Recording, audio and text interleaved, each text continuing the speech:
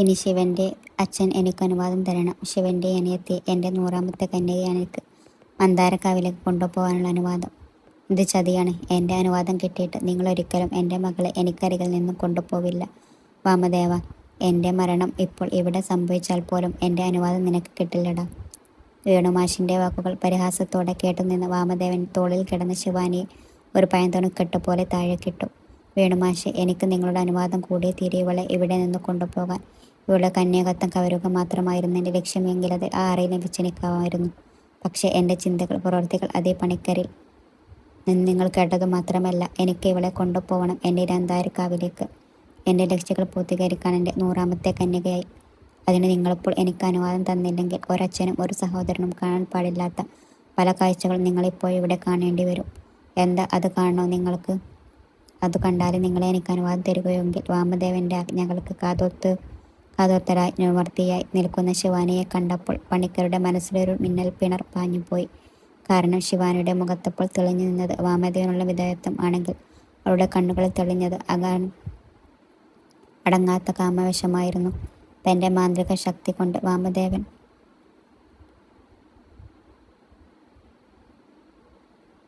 ശിവാനിയുടെ മനസ്സിനെ കീഴടക്കിയിരിക്കുന്നു. എന്ത് ചിന്ത പണിക്കരെ ഭീതിയിലാത്തി. വരണം വരണം. ശിവാനിയുടെ ശബ്ദം വികാരത്താൽ കിതച്ചു തുടങ്ങിയിരുന്നപ്പോൾ, ശിവാനിയെ എനിക്കൊപ്പം കൊണ്ടുപോവാനേക്ക് ശിവാനിയുടെ അച്ഛൻ്റെ സമ്മതം വേണം. പക്ഷേ ശിവാനിയുടെ അച്ഛൻ എനിക്ക് സമ്മതം തരുന്നില്ല. ശിവാനി എന്ന് ചോദിച്ചു. നോക്കൂ, അദ്ദേഹത്തോട് സമ്മതം. ശിവാനിയുടെ വികാരം തുടിക്കുന്ന കണ്ണുകളിലേക്ക് ആഴത്തിലൊന്ന് നോക്കി വാമദേവനത് പറഞ്ഞപ്പോൾ പെട്ടെന്ന് അവളിൽ നിന്നൊരു ചീൽക്കാർ ശബ്ദമുയർന്നു. ഒപ്പം തന്നെ അവൾ തലമുടിയിൽ വിവാഹ നിശ്ചയത്തിനായി ചൂടിയിരുന്ന മുല്ലപ്പൂമാലയും ശരീരത്തിൽ അണിഞ്ഞിരുന്ന ആഭരണങ്ങളും വലിച്ചൂരി എറിഞ്ഞു. ശിവാനിയുടെ മാറ്റങ്ങൾ കണ്ടു പകച്ചുന്ന വേണുമാഷയെയും ശിവനെയും പരിഹാസത്തിലൊന്ന് നോക്കി വാമദേവൻ ശിവനക്കരികിലേക്ക് നീങ്ങവേ, പണിക്കരെ തൻ്റെ കണ്ണുകൾ അടച്ചു. താൻ തൻ്റെ കണ്ണുകൾ അടച്ചോളൂ. പക്ഷേ ഇവിടെ നടക്കാൻ പോകുന്നതാണെങ്കിലും അത് കാണാതെ സ്വയം കണ്ണം നടക്കാൻ പോലും സാധിക്കില്ല ഇവിടെ കൂടിയ മറ്റൊരാൾക്കും. കാരണം അവരുടെ നിയന്ത്രണം ഇപ്പോൾ എൻ്റെ കയ്യിലാണ്. ശിവാനി വേഗമാവട്ടെ. വാമദേവൻ നിന്ന ശബ്ദമുയർന്ന നിമിഷം തന്നെ ശിവാനി താൻ ധരിച്ചിരുന്ന പട്ടുസാരി ശരീരത്തിൽ നിന്ന് അഴിച്ചു മാറ്റിക്കൊണ്ട് ശിവന് നേരെ കാമാവേശത്തോടെ നടക്കവേ സംഭവിക്കാൻ പോണതെന്നും തിരിച്ചറിഞ്ഞ വേണുമാഷ് നെട്ടി വിറച്ചുപോയി. വികാരം തുടിക്കുന്ന ചേഷ്ടകളുമായി തനിക്കരികിലേക്ക് നടന്നു വരുന്ന ശിവാനിയെ കണ്ടു.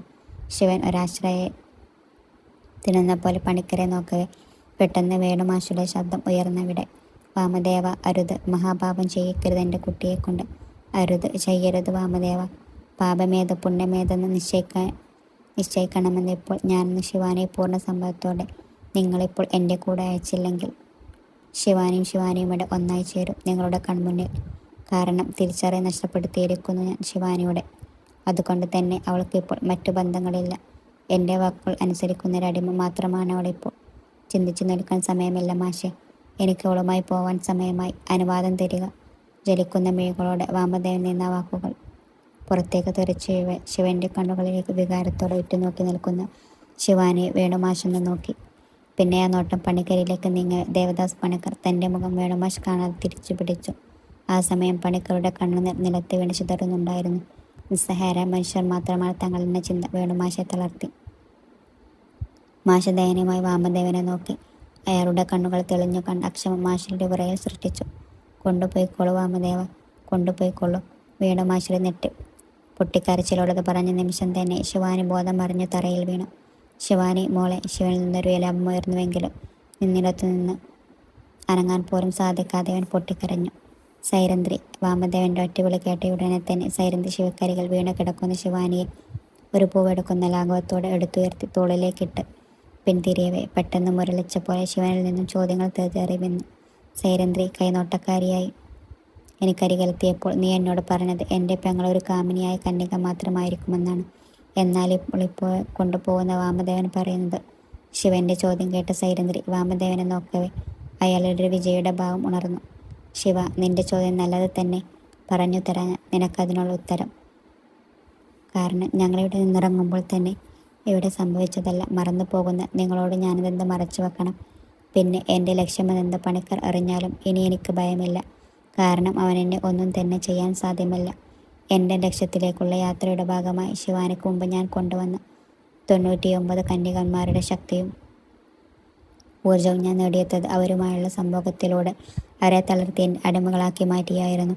പക്ഷേ ഇവൾ ശിവാനി എന്ന നിന്റെ ഈ അനിയത്തിയുടെ ഊർജവും ശക്തിയും ഞാൻ സ്വീകരിക്കുന്നതിലൊരിക്കലും അവളുടെ ശരീരത്തെ സ്പർശിച്ച് അവളെ സ്വന്തമാക്കിക്കൊണ്ടല്ല. ആഘോര മന്ത്രത്തിലൂടെ ആഘോര നൃത്തത്തിലൂടെ അവളിൽ നിന്നും ശേഖരിക്കും ഞാനുള്ള ഓജസ്സും തേജസ്സും ഊർജസ്സുമെല്ലാം. പുരുഷന് സ്ത്രീയെ ഭോഗിക്കാതെ തന്നെ അവളുടെ ഊർജത്തെ സ്വീകരിക്കാൻ കഴിയും. ആഘോര രീതിയിലൂടെ ഒരിക്കൽ മാത്രം. അതിനേക്കളുടെ ഈ സുന്ദര ശരീരത്തെ ഭോഗിക്കാൻ ഇഷ്ടം ഇല്ലാത്തത് കൊണ്ടല്ല. ഇവളുടെ കന്യാകത്വം നശിക്കാതെ തന്നെ എനിക്ക് ഇവളെ അവനെ ഏൽപ്പിക്കണം. അത് പറയുമ്പോൾ പകയിരുന്നുണ്ടായിരുന്നു വാമദേവന്റെ ശബ്ദത്തിൽ. ആരെയാണ് നീ ഇവിടെ ഏൽപ്പിക്കുന്നത്? നിന്റെ പരകായ പ്രവേശത്തിനുള്ള ഒരു ഉപകരണം മാത്രമല്ല നിനക്കിവൾ. പണിക്കരും ശിവനെ ഒരുമിച്ച ചോദ്യം ചോദിക്കവേ വാമദേവന്റെ കണ്ണിലും മുഖത്തും വല്ലാത്തൊരു പകയെരിഞ്ഞു. അത് എൻ്റെ ലക്ഷ്യം പൂർത്തീകരിക്കാൻ ഇവളെ എനിക്ക് ആവശ്യമാണ്. പക്ഷെ ഇവൾ ആധിപത്യം സ്ഥാപിക്കാൻ എനിക്ക് കഴിയില്ല. കാരണം ഇവൾ അവനുള്ളതാണ്. ആദിശേഷന് കോപം ജ്വലിക്കുന്ന മുഖമായി നിന്ന് വാമദേവൻ എന്ന പേര് അവിടെ ചിതറിയവേ പ്രകൃതി ഒരു നിമിഷം നിശ്ചലമായി. ആദിശേഷന് നൽകാനോ? ഇവളെയോ? ഈ ശിവാനിയെയോ? പണിക്കർ അന്താളിച്ചു പോയി വാമദേവന്റെ വാക്കുകൾ കേട്ട്. വാമദേവ, മഹാപാപം ചെയ്യരുത്. നിന്റെ ആവശ്യം നേടിയെടുത്തു കഴിഞ്ഞാൽ കൊന്നു കളഞ്ഞോളൂ നീ ഇവളെ. അല്ലാതെ ആദിശേഷനെ ഇവളെ നീ സമർപ്പിക്കരുത്. അരുതേ മഹാദേവ. വാമദേവന്റെ കാലുകൾ കെട്ടിപ്പിടിച്ചൊരു കുഞ്ഞിനെ പോലെ പണിക്കർ യാചിക്കവേ വാമദേവന്റെ വാക്കുകളെ പൊരുളറിയാതെ ശിവൻ പകച്ചു നിന്നു. ആദിശേഷനോ? അതാരാണ്? പണിക്കരെ, എൻ്റെ ലക്ഷ്യം നിറവേണമെങ്കിൽ ഇവളെ ഈ ശിവാനിയെ ഞാൻ ആദിശേഷൻ നൽകുക തന്നെ ചെയ്യും. എണീറ്റ് മാറുക. സമയം കടന്നു പോകുന്നു. എൻ്റെ പ്രവൃത്തികളെ നിയന്ത്രിക്കാൻ നിങ്ങളായിട്ടില്ല. മാറി നിൽക്കും. പ്രജ്ഞയോടത് പറഞ്ഞുകൊണ്ട് വാമദേവൻ ഗൂഢസ്മിതത്തോടെ അവിടെ കൂടിയിരുന്നോരുത്തരുടെയും കണ്ണുകളിലേക്ക് തൻ്റെ ദൃഷ്ടി പായിക്കവേ ദേവദാസ് പണിക്കർ പെട്ടെന്ന് നിലത്തുനിന്ന് എഴുന്നേറ്റ് ശിവൻക്കരികിലെ കൂടിയെത്തി.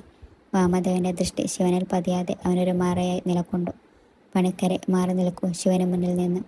ഇല്ല വാമദേവ, നീ ശിവാനിയെ കൊണ്ടുപോകുമ്പോൾ ഇവിടെ കൂടി എല്ലാവരും അവളെ മറക്കാനുള്ള മന്ത്രമാണ് നീ ഇപ്പോൾ ഓതിയത്. പക്ഷേ നിന്റെ ദൃഷ്ടി ഈ ശിവനിൽ പതിപ്പിക്കാൻ ഞാൻ സമ്മതിക്കില്ല വാമദേവ. കാരണം മറവിയുടെ കയത്തിൽ മുങ്ങിപ്പോവാനുള്ളതല്ല ശിവാനി എന്ന അവൻ്റെ പെങ്ങളുട്ടി. എനിക്കെതിരെ തിരിഞ്ഞ് വെറുതെ സമയം കളയാൻ നിൽക്കണ്ട വാമദേവ. കാരണം സമയം ഇപ്പോൾ തന്നെ ഒരുപാട് വൈകി. പതറാതെ പണിക്കരുടെ വാക്കുകൾക്ക് മുമ്പിലൊരു നിമിഷം വാമദേവൻ പതറി നിന്നു.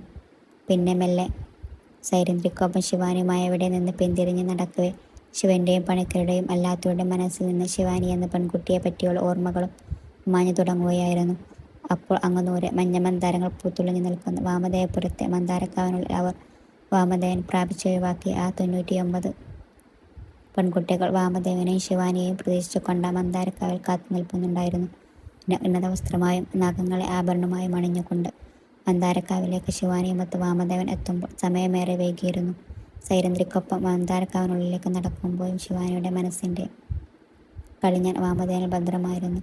സ്വാമി, സൈരന്ധ്രിയുടെ വിളക്കിട്ട് അവളെ നോക്കുമ്പോൾ വാമദേവന്റെ മുഖം ചിന്താഭരിതമായിരുന്നു.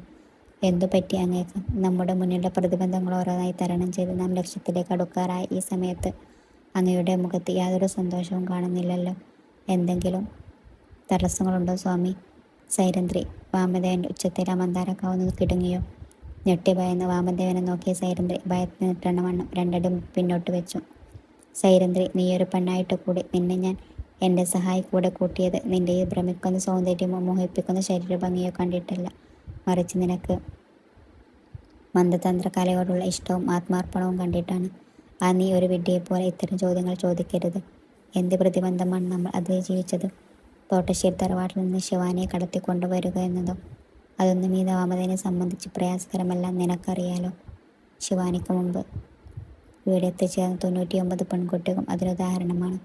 പക്ഷെ അന്നൊന്നും കാണാതൊരു ഉത്കണ്ഠ ഇപ്പോൾ അങ്ങയുടെ മുഖത്ത് ദർശിച്ചത് കൊണ്ടാണ് സ്വാമി ഞാൻ ചോദിച്ചത്. എങ്ങനെ ഉത്കണ്ഠ വരാതിരിക്കും സൈരന്ധ്രി? ഇതുവരെ നാം കരുതിയതുപോലെയല്ല ഇപ്പോൾ കാര്യങ്ങൾ. നമ്മുടെ ലക്ഷ്യത്തിലേക്ക് അടുക്കാറായപ്പോൾ നമ്മളെ അതിൽ നിന്നും പിന്തിരിപ്പിക്കാനുള്ള ആളുകളുടെ എണ്ണം ഇപ്പോൾ ഏറെയായിരിക്കുന്നു. നമുക്ക് ചുറ്റുമുള്ള ശത്രുക്കളുടെ വർധനവ് നീ ശ്രദ്ധിച്ചില്ലേ സൈരന്ധ്രി?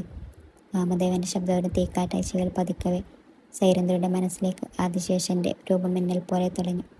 ആദിശേഷൻ അവളുടെ ചുണ്ടുകൾ വിറകൊണ്ടു. ആദിശേഷനെ മാത്രമാണ് നീ കാണുന്നത്? അതിനപ്പുറം ആരെയും നീ കാണുന്നില്ലേ സൈരന്ധ്രി? ദേവദാസ് പണിക്കരെ നീ കാണുന്നില്ലേ? എൻ്റെ മാന്ത്രിക ദൃഷ്ടിയിൽ നിന്ന് പണിക്കർ രക്ഷിച്ചെടുത്ത ശിവനെ നീ കാണുന്നില്ലേ? ഇതിനെല്ലാം അപ്പുറം അവിടെ ഞാൻ മറന്നു പോകുന്ന ഒരാൾ കൂടിയുണ്ട്, വിഷ്ണു. സൈരന്ധ്രിയുടെ ചുണ്ടുകൾ ചലിച്ചു. അതെ, വിഷ്ണു. അവനെ ഞാൻ എൻ്റെ മാന്ത്രിക ബന്ധത്തിലേക്കാൻ മറന്നുപോയി. അറയിൽ ബോധം മറിഞ്ഞു കിടക്കുന്ന അവൻ്റെ ദൃഷ്ടി എത്തിയിട്ടില്ല. അതുകൊണ്ട് തന്നെ അവർ മൂവരും പിന്നെ അതിശേഷനും ഒന്നിച്ചാൽ പരകായ പ്രവേശത്തിലൂടെ പൊതുജന്മമെന്ന് എൻ്റെ ഇതുവരെയുള്ള ആ സ്വപ്നം നടക്കാതെ പോകും. അറിയില്ലേ നിനക്കത് സൈരന്ധ്രി? ഇതിനെല്ലാം പുറമെ എനിക്കിപ്പോഴും ദൃശ്യമാവാതെ ദൂരെ എവിടെയോ മറിഞ്ഞിരിക്കുകയാണ് അവൾ. എൻ്റെ രക്തത്തിൽ പിറന്ന് എൻ്റെ രക്തത്തെ ഗർഭത്തിൽ ചുമക്കേണ്ട എൻ്റെ മകൾ. അവളാരാണെന്ന് പോലും ഇതുവരെ കണ്ടെത്താൻ എനിക്ക് സാധിച്ചിട്ടില്ല. ചെറുപ്പം മുതലേ കാലം വരെ ഞാൻ പ്രാപിച്ചിട്ടുള്ളത് അനേകം സ്ത്രീകളെയാണ്. അവരറിഞ്ഞും അറിയാതെയും. അതിലേത് ഗർഭത്തിലാണ് നിന്റെ വിത്ത് വീണൊരു മുള പൊട്ടി വളർന്നത് എനിക്കും ഇതുവരെ കണ്ടെത്താൻ സാധിച്ചിട്ടില്ല. എനിക്കും എൻ്റെ അമ്മകൾക്കും ഇടയിലാരും ഒരു മതിൽ തീർത്ത പോലെ. എൻ്റെ ശത്രുക്കളാരും എനിക്ക് മുമ്പേ അവളെ കണ്ടെത്താതിരിക്കാനാണ് എൻ്റെ ശ്രമവും പ്രാർത്ഥനയും. അറിയാം സ്വാമി, അറിയാം. ഞാനതൊന്നും പെട്ടെന്ന് ചിന്തിച്ചില്ല. പൊറുക്കണം എന്നോട്. തൽക്കാലം കാവണിനുള്ളിലേക്ക് പോയിക്കൊള്ളുക ഇവളുമായി. എന്നിട്ടാണ് ഈ ചുരുക്കി കൊണ്ടുവരിക ഇവളെ എൻ്റെ ഉപാസന മൂർത്തികളുടെ അരികിലേക്ക്. ഞാൻ അപ്പോഴേക്കും കാവനുള്ളിൽ നിന്ന് കാത്തിരിക്കുന്നവരൊന്ന് കണ്ടിട്ട് വരാം. അത് പറയുമ്പോൾ വാമദേവൻ്റെ കണ്ണുകളിലെ കത്തുന്ന കാമത്തിൻ്റെ ജ്വല കണ്ട് സൈരന്ധ്രി പോലും വിറച്ചുപോയി. ചലിക്കുന്ന ഒരു പാവയെപ്പോലെ സൈരന്ധ്രിക്കൊപ്പം നടന്നു നീങ്ങുന്ന ശിവാനിയുടെ ശരീരവടവുകളിലേക്ക് നോക്കി നിൽക്കവേ വാമദേവൻ്റെ ശരീരം തൃഷ്ണ കൊണ്ട് ജ്വലിച്ചു. അയാൾ വേഗം മന്ദാരക്കാവിലെ യക്ഷിത്തറയിലേക്ക് നടന്നു. സന്ധ്യക്കാരോ കത്തിച്ചു വെച്ചൊരു അത്തിത്തിരി ഇപ്പോൾ ദേവി വിഗ്രഹത്തിന് മുമ്പിൽ കരികത്തി നിന്നിരിക്കുന്ന കണ്ടപ്പോൾ വാമദേവൻ്റെ നടത്തത്തിന് വേഗം കൂടി. മണ്ണിൽ പതിഞ്ഞ വാമദേവൻ്റെ കാലടിക്കനുസരിച്ച് മന്ദാരക്കാവിനുള്ളിൽ എവിടെ നിന്നൊക്കെയോ പെൺകുട്ടികളെ ഭീതി പൂണ്ട കരച്ചിൽ അയാളുടെ കാതിൽ നൽകവേ അയാളുടെ കണ്ണുകൾ കാവാഗ്നിയിൽ കൂടുതൽ ചിരിച്ചു.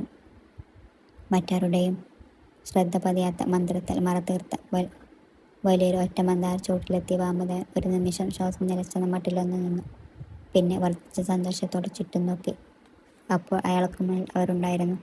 ആ 99 പെൺകുട്ടികൾ പരിപൂർണ നഗ്നരായ അവരുടെ ശരീരത്തിൽ എപ്പോൾ പന്നാർക്കാവിലെ ദേവിയുടെ സംരക്ഷകരായി കഴിഞ്ഞിരുന്ന നാഗങ്ങൾ ചുറ്റിപ്പിണഞ്ഞു കിടന്നിരുന്നു. വാമദേവൻ്റെ കാമം തുടിക്കുന്ന ദൃഷ്ടികളിൽ അവരോരുത്തരിലായി പതികവേ ആ നാഗങ്ങൾ കൂടുതൽ ശക്തിയോടെ ആ പെൺകുട്ടികളെ ചുറ്റിവരിഞ്ഞു.